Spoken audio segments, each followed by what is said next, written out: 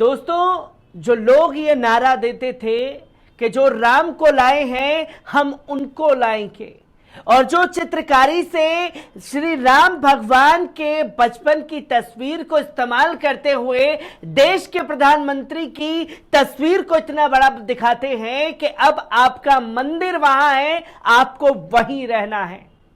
जो भारतीय जनता पार्टी अयोध्या के नाम पर देश भर में वोट मांगती है, उसका निकाय चुनाव में कितना बुरा हाल हुआ है, इसका अंदाजा भारतीय जनता पार्टी नहीं लगा सकती। क्योंकि कर्नाटक में मिली करारी हार को छुपाने के लिए गोदी मीडिया ने शगुफा छोड़ना शुरू कर दिया कि निकाय चुनाव में मिली बड़ी कामयाबी नाचते गाते बंदर बांट करते हुए तमाम एंकर बताते रहे।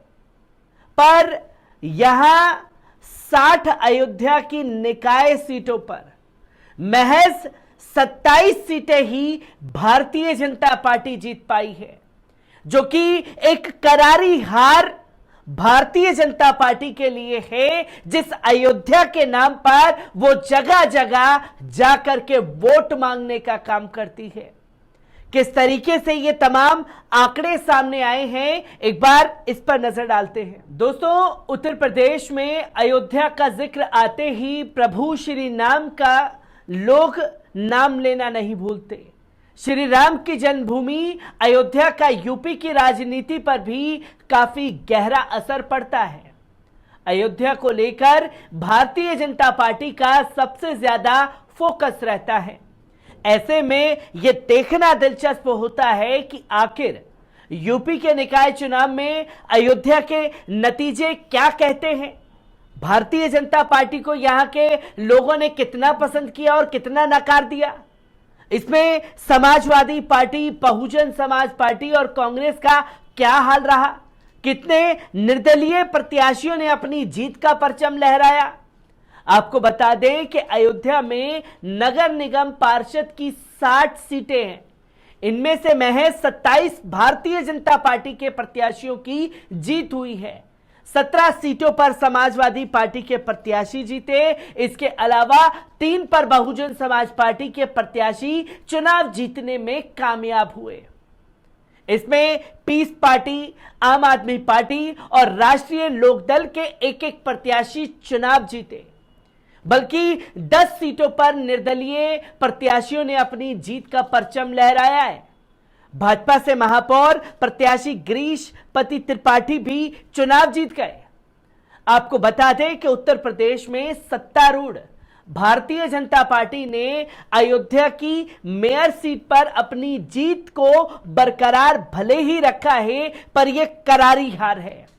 राज्य निर्वाचन आयोग के अनुसार बीजेपी के गिरीश पति त्रिपाठी यहां से 77,494 मतों के साथ मेयर का चुनाव जीते और समाजवादी पार्टी के अपने निकटतम प्रतिद्वंदी आशीष पांडे दीपू को महज 35,638 मतों के अंतर से हराया गया। आशीष पांडे को 41,856 वोट मिले, जबकि अयोध्या की महापौर सीट अनारक्षित है। दिलचस्प बात यह है कि बैरिस्टर असदुद्दीन ओवैसी की पार्टी ऑल इंडिया मजलिस इत्तेहादुल मुस्लिमीन के उम्मीदवार रेहान सिद्दीकी ने बहुजन समाज पार्टी के राममूर्ति को 12,852 और कांग्रेस की प्रमिला राजपूत को 4,484, तो वहीं 15,107 वोट पाकर तीसरा स्थान भी हासिल किया। यूपी निकाय चुनाव में इस बार असदुद्दीन ओवैसी ने 17 में से 10 नगर निगम पर अपने उम्मीदवार घोषित किए थे, जहां एआईएमआईएम ने अयोध्या से रेहान सिद्दीकी के अलावा मेरठ से मोहम्मद अनस, गाजियाबाद से शहनाज मलिक, अलीगढ़ से गुफान नूर, मथुरा से मोहम्मद आरिफ, बरेली से सरताज अलवी, मुरादाबाद से मुस्ताब अंसारी, कानपुर से शाहना परवीन नियाजी, प्रयागराज से नकी खान और गोरखपुर से कैश अंसारी को टिकट दिया था। मेरठ मेयर चुनाव में मोहम्मद अनस नंबर 2 पर रहे। बता दें कि अयोध्या में 8 मई को मणिराम दास छावनी में आयोजित जनसभा को संबोधित करते हुए मुख्यमंत्री योगी आदित्यनाथ ने बीजेपी के मेयर प्रत्याशी गिरीशपति त्रिपाठी का समर्थन करते हुए यह साफ तौर पर कहा था कि अयोध्या से कोई राम भक्त लोकतंत्र के इस पर्व में विजयी होता है तो यहां के बारे में अच्छी धारणा बनती है। उन्होंने कहा था कि जब राम भक्तों पर गोली चलाने वाला व्यक्ति कुछ वोट पाता है तो इसका बहुत खराब संदेश जाता है। 2017 के नगर निकाय चुनावों में भी अयोध्या में अपना पहला मेयर चुना था और बीजेपी के ऋषिकेश उपाध्याय विजयी बनकर के आए थे, जिसकी तस्वीरों पर बात करना बहुत ज्यादा जरूरी है, क्योंकि कहीं ना कहीं अयोध्या से आते हुए इन आंकड़ों को छुपाने की कोशिश खासतौर पर गोदी मीडिया द्वारा भी की गई है। आपको बता दें कि यूपी निकाय चुनाव के परिणाम घोषित होते ही अयोध्या का रिजल्ट चर्चा में रहा। इस नगर निगम में वार्ड नंबर 1 से निर्दलीय उम्मीदवार मुस्लिम ने जीत हासिल करके सबको चौंका दिया। वहीं हिंदुत्व की पैरोकार भारतीय जनता पार्टी को इसमें तीसरा स्थान नसीब हुआ। खास बात यह है कि यह कार्ड राम जन्मभूमि मंदिर आंदोलन के एक प्रमुख संत अभिराम दास के नाम से जाना जाता है।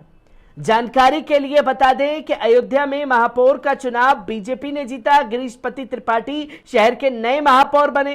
कुल 60 में से 27 वार्डों पर पार्टी के पार्षद बने, जबकि सपा निर्दलीय में 17-10 वार्ड जीते गए, लेकिन सुर्खियों में बने रहे सुल्तान अंसारी ही हैं।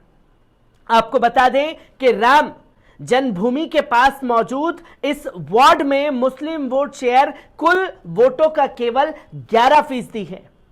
मतलब वार्ड में कुल 440 मुस्लिम वोट हैं, जबकि 3844 हिंदू वोट हैं। चुनाव में कुल डाले गए 2388 वोटों में से जीतने वाले उम्मीदवार को 42% यानी कि 996 वोट मिले। उन्होंने एक अन्य निर्दलीय उम्मीदवार नागेंद्र माझी को 442 मतों के अंतर से हराया। इस वार्ड में बीजेपी तीसरे स्थान पर रही है, जो कि भारतीय जनता पार्टी के लिए शर्म से डूब मरने वाली बात है। जिसके नाम पर वोट मांगते हैं वही की जनता ने उन्हें नकारने का काम किया है। निर्दलीय पार्षद बने अंसारी ने एक न्यूज एजेंसी को बताया, मेरी जीत अयोध्या में हिंदू मुस्लिम भाईचारे का सबसे अच्छा उदाहरण है। उन्होंने कहा कि हमारे हिंदू भाइयों ने कोई पक्षपात नहीं किया और साथ ही उन्होंने मुझे किसी अन्य धर्म के शख्स के रूप में नहीं माना। उन्होंने मेरा समर्थन किया और मेरी जीत सुनिश्चित की।